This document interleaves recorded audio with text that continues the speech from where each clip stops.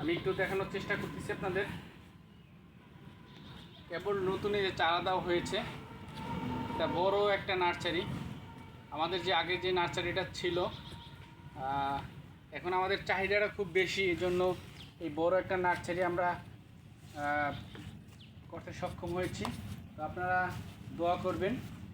আর কিভাবে এই কোকোপিটটা ভিজানো হয় আমরা এটা হাতে কলমে আপনাদের দেখাবো।